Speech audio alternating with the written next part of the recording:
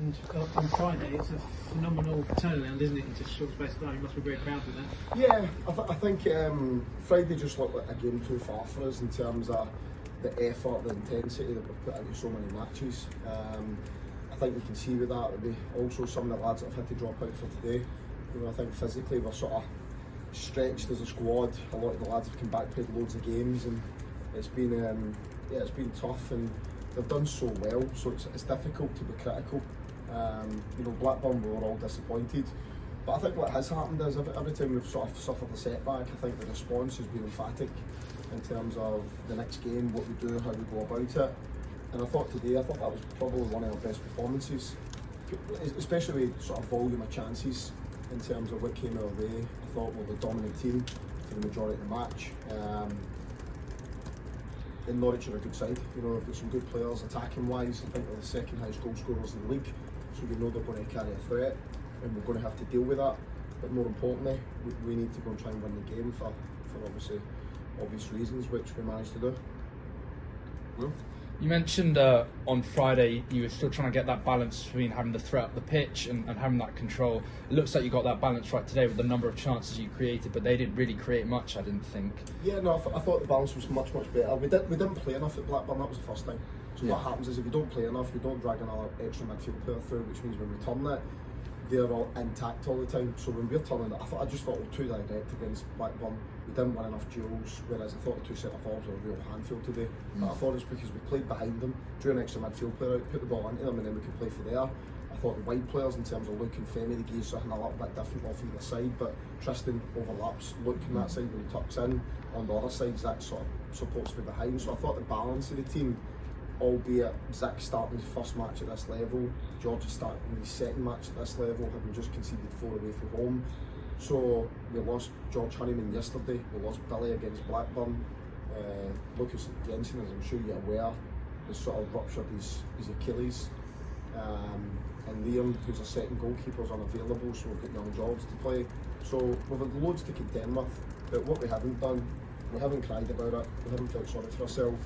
We've just got on with it and dirtied ourselves down, and we put the lads who are available into the team, and we believe that they're good players. We get them organised and let them go about their business, and they've done brilliantly. I think that's 6 in 7 for Mihai, though. That's a great return, isn't it, in a short space of time? And it's what's obviously put you on the cusp of where you are. Yeah, he's just grown as a player, isn't he? You know, his link-ups became better, he's leading the line better, his understanding of when to press and how to press is becoming better. His movement in the box is a massive thing that I've been on to him since I walked in the building that he needed to improve on. And as you can see with the chances he's now getting, that's improved hugely. We need to bear in mind this kid's 20. Do you know what I mean? He came to a foreign country, it's his first season at the level, and I think, what's that, 12 goals or whatever he's got now, which is a remarkable sort of achievement for him personally. But for us, I think we've got to pay credit to both strikers. You know, I thought Josh Coburn was very good for us as well, and they balanced off each other really well. You also said right after the last game that you felt the belief dipped a little bit at times, but again, to go out and give a performance like that against a team like Norwich, what does that do for the belief, do you think? Yeah, I think what happens is, but the belief sort of stems from performances and winning, doesn't it? So when you don't get them, and you don't perform, and you don't win, I think naturally belief starts to take a little bit of a dent. But what builds back up is determination, organisation, like putting everything on the line, working as hard as you possibly can. It's all the fundamentals that really make a sort of successful team, and I think we've got all those ingredients. I think what we just need is we need a bit of time together as a group. But yeah, I said to the lads afterwards, and I've been in this a long time in terms of football. It's a privilege to coach them at the minute. You know what I mean? Just in terms of their application, their attitude, how they approach training, how they treat each other in the amounts of building, what their appetite's like, just for every sort of facet you can think of the game. They're a really brilliant group. Just want to ask about those injuries. Can you tell us more about George's and Billy's injuries? Yeah, so Billy felt his calf, that's why I took him off at Blackburn. And then George yesterday, right before we went into 11v11 work in terms of preparation for this game, he stretched for a ball, just felt his hamstring, and unfortunately, both couldn't make it. And are those sort of, it's only 2 more games left in the season, but do you think they could have a chance in future? I think they're going strong.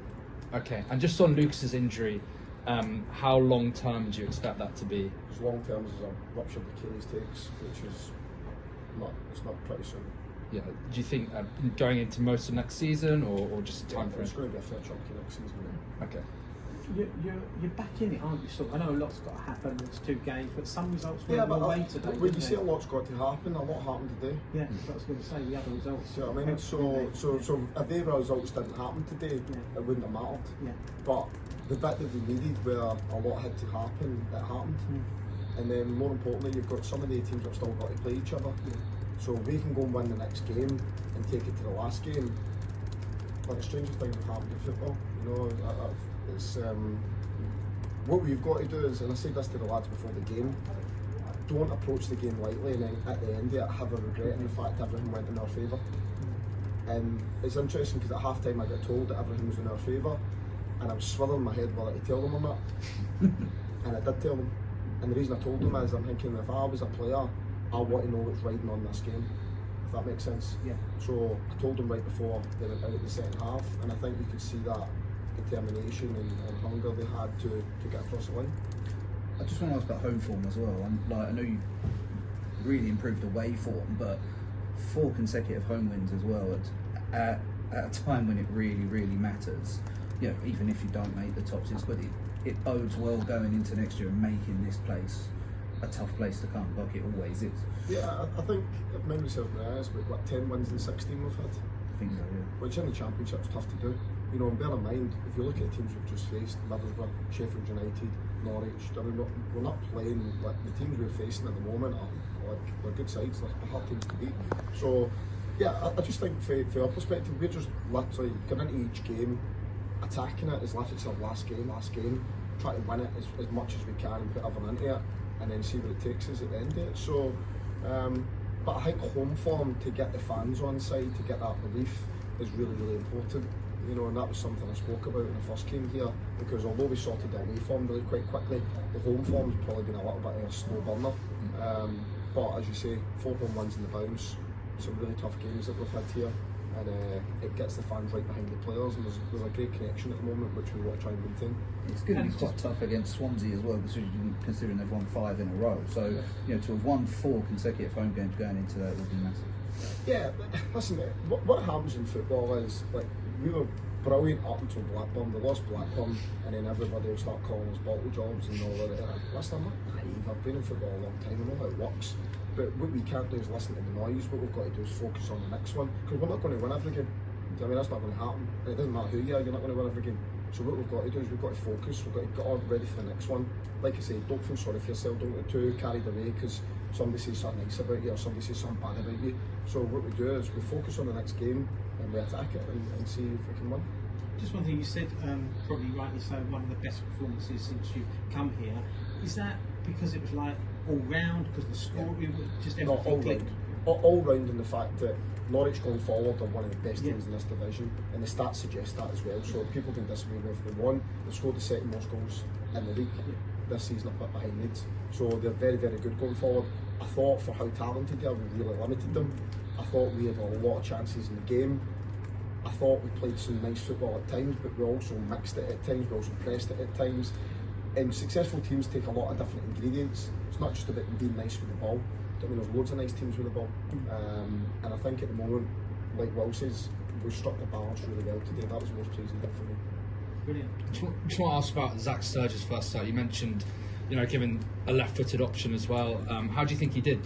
Yeah, I hate not having balance in my back line, so that's the first thing. So he wasn't ready for last week. If he was, he would have started. So we had to go with a right-footed left back, which I think is really difficult. And I thought he did great. You know, I thought he started a little bit nervous. I think you could see he was a little bit nervous in the change room. But it's his first start. I mean, it's a big thing. It's a milestone for these lads. And the magnitude of the game as well, being at home, it was a really important match. So, but I thought how he went about it, I thought he was great. So I was really pleased with him. Cheers, guys. Thank you. Thanks.